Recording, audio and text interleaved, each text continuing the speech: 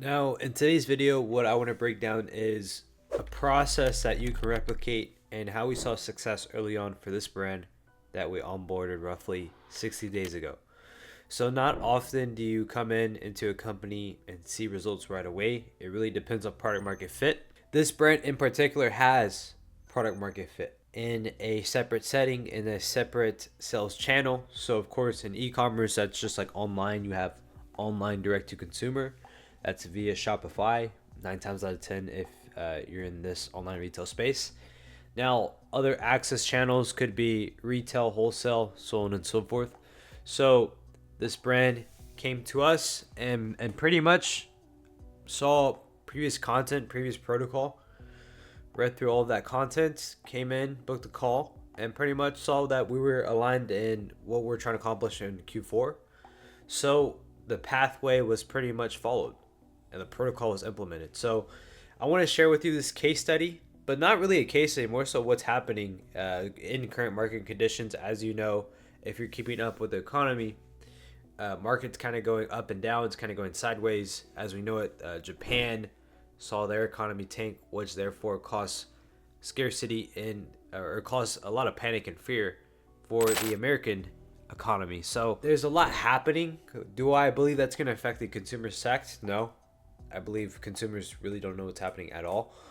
It's election year, so there's going to be a lot of swing and news and fluctuation in current events. So I expect nothing less, but from what I recall, the Federal Reserve is going to be actually cutting interest rates and trying to boost economies. So I doubt a recession happens prior to the election, but I don't see that affecting consumers at all whatsoever. So this is how we're capturing demand given that economic conditions. So in this current climate, our brand, our partner in this specific scenario was trying to get rid of inventory because we're preparing for Q4. So a lot of inventory wasn't optimized for direct to consumer. I would say it's more for wholesale.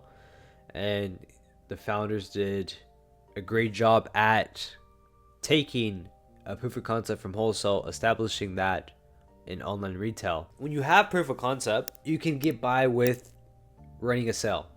Now, the objective behind this was we came into the picture. The goal was, okay, we're trying to get rid of this inventory. We're going to apply and follow the pathway, which is higher AOV bundles, building bundles that resemble this so that we can attract higher value customers.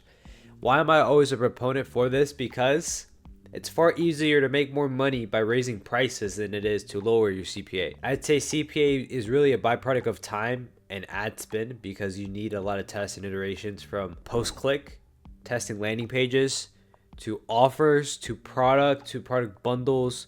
You need optimal creatives to lower the CPA, and also you need really cheap CPMs. So the elements that are required to lower your CPA take longer to implement, more testing, versus if you build bundles right off the get-go. If you've never ran bundles but you apply bundles, you have a Grand Slam offer coupled with that. So let's say the AOV, you traditionally sell a single SKU or two SKUs at $50, right? And we build a high AOV bundle at $70 to $75. And we slap on a Grand Slam offer on the front end, which is like buy two, get one free. What we're doing is we're applying this concept, this methodology of training our front end user to spend over $75 with us on the front end.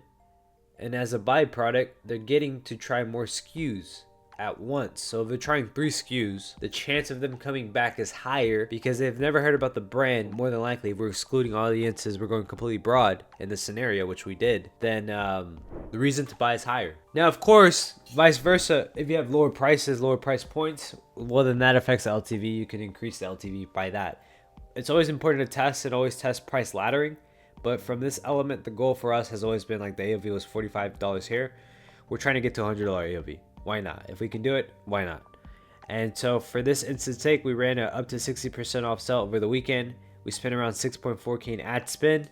Majority of our ad spend we followed was an ABO campaign setup where we pretty much did a split of top of funnel, middle funnel, and bottom of the funnel.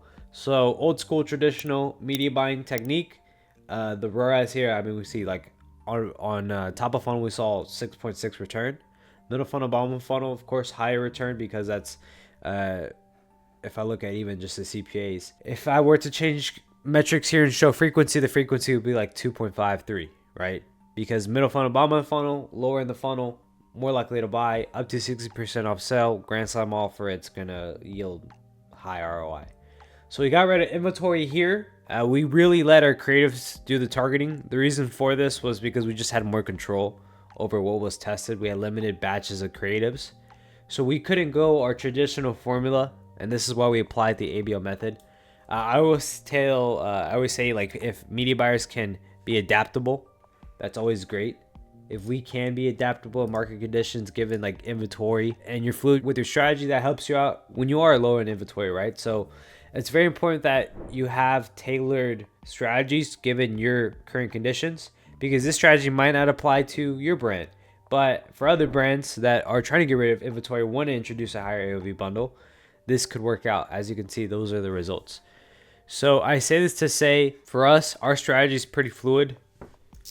If I were to resemble this protocol in a format that really makes sense, that you can apply this to within the next 90 days, it's pretty much organizing your creative elements, trying to raise your AOV with bundles that increase your price. If you struggle with LTV, I would say test price laddering. Either lower your price by $5, increase your price by $5. Maybe introduce back-end offers. What does your email look like? So on and so forth. Make sure that you see congruency across the board.